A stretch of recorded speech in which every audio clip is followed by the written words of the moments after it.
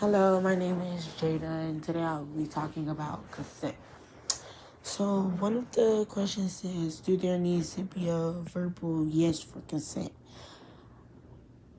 I believe there doesn't need to be a verbal yes.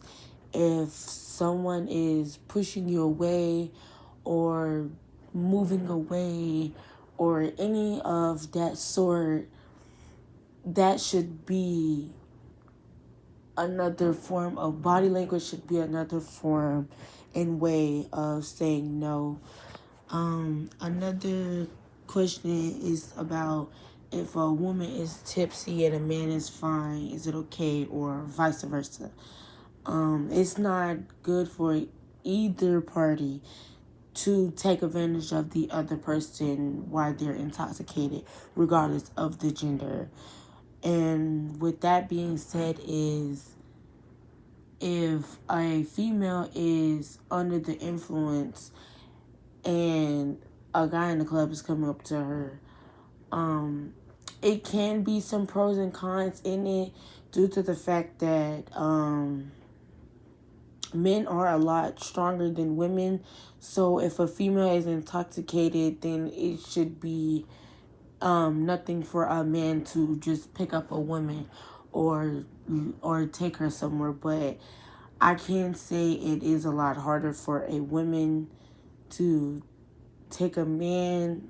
I mean, it really doesn't matter because men are easily. But with that being said, men can just pick up an intoxicated woman and do as he please. Rather, a woman who is facing a man who's a lot stronger than her may not be able to do something. But another question is states that about the person who was most likely to believe, to say if they were sexually assaulted or being accused.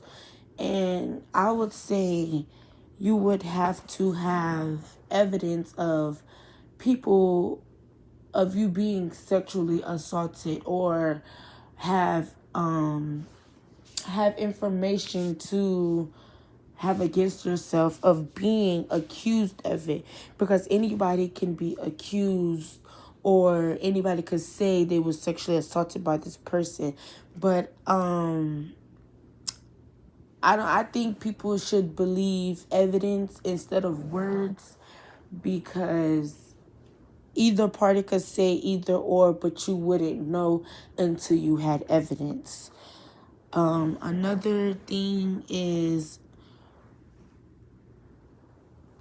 if someone just met someone in the club, I feel as if they're both drunk and they just met in the club, then that's their decision, because it can be consent on both ends, but it will just be an intoxicated